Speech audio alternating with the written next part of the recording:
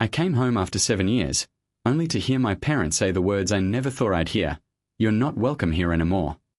But what I discovered that night changed everything, and everything I lost suddenly felt meaningless. I hadn't been back in 7 years. 7 long years of moving from one place to another, of pretending that the past didn't matter, that the home I once loved no longer existed. But now, standing at the edge of the driveway, I could see it clearly: the house where I grew up, with its peeling white paint and the small garden Mom used to tend. Everything looked smaller than I remembered, and yet, every corner screamed memories I thought I had buried. The door creaked when I pushed it open, the same old sound that used to make me smile when I was a child. But this time, there was no comfort in it. The air smelled faintly of lavender, but it wasn't the welcoming scent I remembered. Instead, it smelled cold, like the distance that had grown between us over the years. I stepped inside slowly.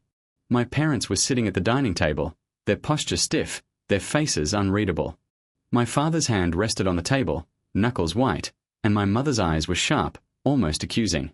Silence stretched between us like a thick wall. "You're not welcome anymore," my father said finally. His voice was low, but the words hit me harder than I expected. Not welcome. Not even a hint of hesitation. Not even a trace of the warmth I had hoped for. I froze. My mind spun. Not welcome. The words repeated over and over like a cruel echo. My heart thumped painfully in my chest, and for a moment, I couldn't breathe. I had imagined coming back in a different way, with hugs, apologies, maybe even laughter. But this was emptiness. I looked around the house. The walls were lined with pictures of my childhood, my first day of school, my birthday parties, the little moments my parents had once cherished. I ran my fingers along the edge of the table, trying to feel some connection, but it felt cold and unfamiliar, as if time had stolen it all. And then I saw her. Maya. My chest tightened. She was outside, leaning against the wooden fence in the garden. The sunlight fell on her hair just right, and I almost didn't recognize the older, quieter version of the girl I had loved. 7 years had passed, but the stubbornness in her eyes, the way she held herself, was the same. My heart twisted in ways I didn't expect. I remembered how we had parted, how words once sharp enough to cut through steel had ended us. I had left town, carried by anger and hurt, believing I was protecting myself. Now, seeing her here, I realized some things never change. And some things, no matter how much time passes, refuse to be forgotten. I swallowed hard, my throat dry. I wanted to speak, to ask 1,000 questions, but my voice felt trapped. The silence between us was loud, filled with everything we had left unsaid. I realized that coming back had changed nothing, except that now I had nowhere to belong. Home, I thought bitterly, is not always where you live. Sometimes, it's just a memory. And mine had turned to ash. Later, I found myself in the kitchen, the same kitchen where I had once poured cereal and spilled coffee in the mornings. Maya was there, leaning against the counter, her arms crossed, eyes distant. The sunlight from the small window cut across her face, highlighting the faint lines time had left. She looked older, quieter, and somehow different. "Maya," I said, my voice barely above a whisper. It sounded strange even to me, soft, broken, hesitant. She didn't look at me. "You shouldn't be here," she said finally, her tone calm but firm, like she had rehearsed it 1,000 times. "I wasn't going to be," I said, stepping closer. "Not until I saw them. My parents. They threw me out, Maya. Just like I was a stranger. They don't want me." She turned then, her eyes meeting mine for a brief second. There was something in her gaze, a shadow, a hesitation, a secret I couldn't name. "They've always been like that," she said softly. "They loved drama more than they loved you, Armin."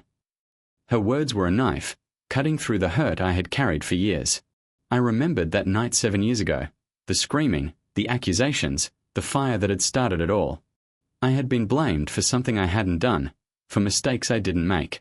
And in the chaos, I had left, thinking it was the only way to survive. "Why didn't you call me?" I asked, my voice trembling. "Even once. Just tell me what really happened." Her lips pressed together, and she looked away. "I tried," she said finally. "But you were gone. You didn't want to hear me." There was tension in the air, thick and suffocating.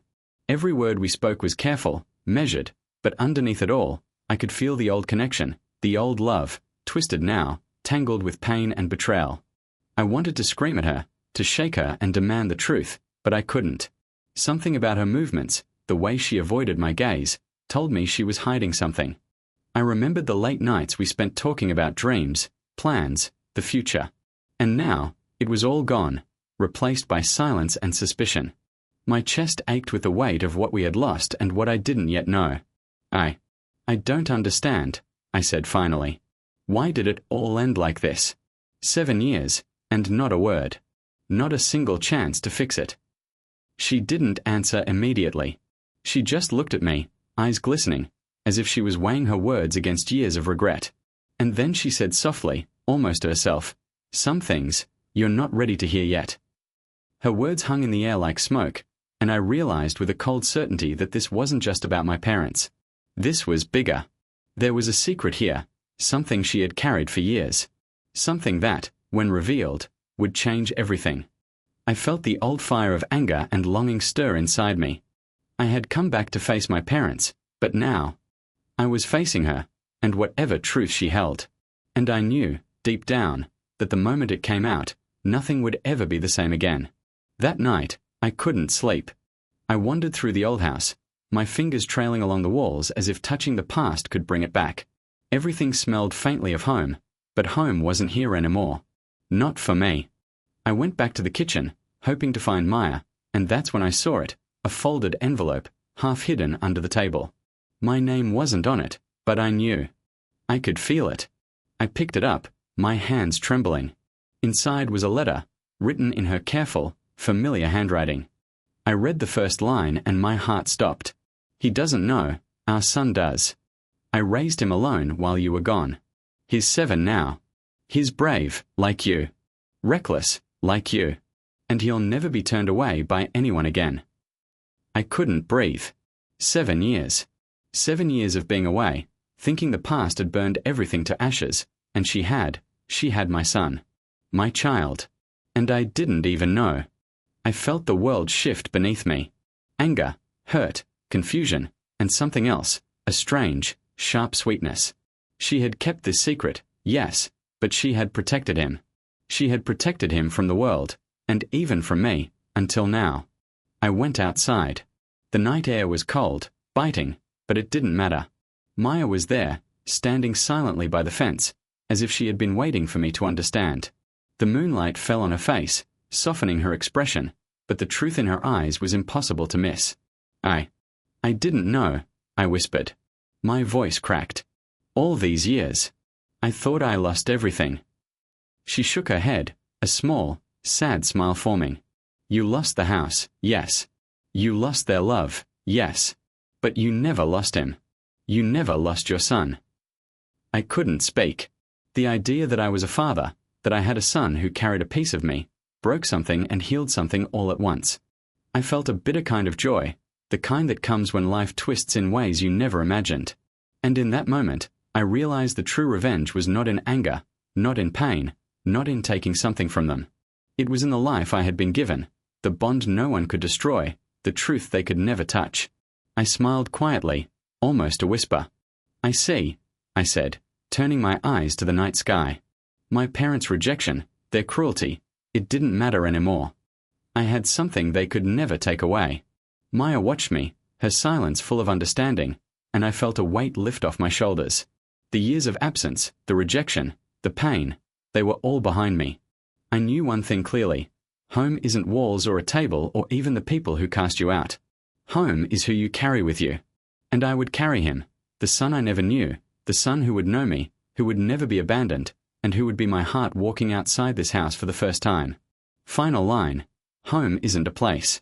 It's who you carry with you, and I carry him.